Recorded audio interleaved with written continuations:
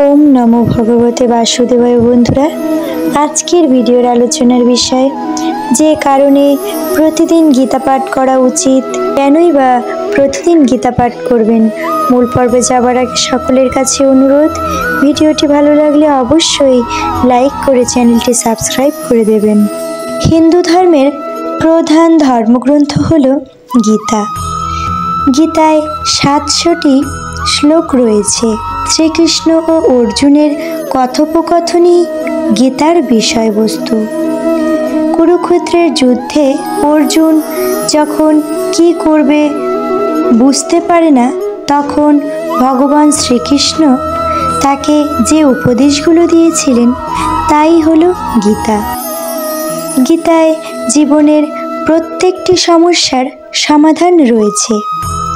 जे गृहे प्रतिदिन गीता पाठ करा हय सेई गृहे कोनोरूप दुःख अशुभ कोनोरूप कोनो समस्या प्रवेश करते पारे ना।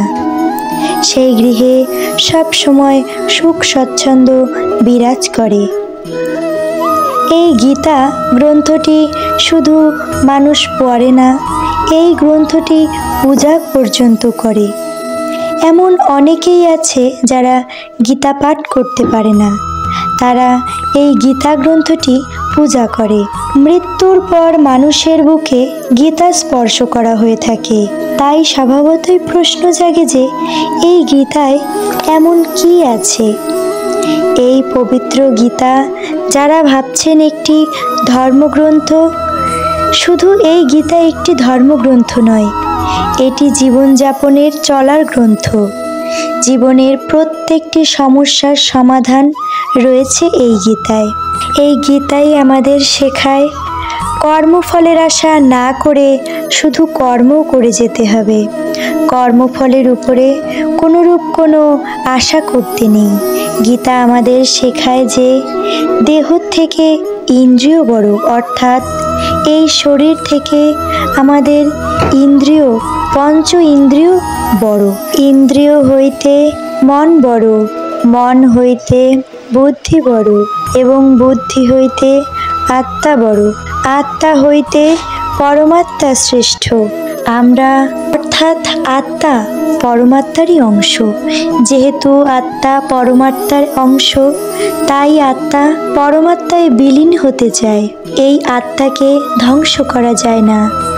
আত্মাকে আগুনে পোড়ানো যায় না, জলে ভেজানো যায় না, বাতাসে শুকানো যায় না। আত্মা কখনোই ধ্বংস হয় না। এই শরীর নষ্ট হয়ে গেলেও আত্মা কখনো নষ্ট হয় না। গীতাই আমাদের শেখায় শরীর নষ্ট হলেও আত্মা অবিনাশী, কেহ ইহার বিনাশ করিতে পারে না। তাই প্রতিদিন গীতা পাঠ করা একান্ত প্রয়োজন। প্রতিদিন সকালে স্নান সেরে শুদ্ধ বস্ত্রে নিত্য পূজা এবং হরিনাম জপ করার পর অবশ্যই গীতা পড়া উচিত।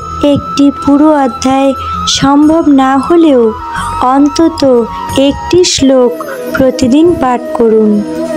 স্নান সেরে এবং সন্ধ্যাবেলায় একটি করে শ্লোক পাঠ করলে কিছুদিনের মধ্যে অদ্ভুত পরিবর্তন লক্ষ্য করতে পারবেন। দেবতার আশীর্বাদ নিজেই প্রত্যক্ষ করতে পারবেন। যে জীব নিত্য গীতা পাঠ করে জীবনে এবং মরণে ভগবান শ্রীকৃষ্ণ স্বয়ং তার রক্ষা করে। শ্রীকৃষ্ণের আশীর্বাদ পেতে অবশ্যই নিত্য গীতা পাঠ করুন। আজ ভিডিওটি এখানেই শেষ করছি। হরে কৃষ্ণ।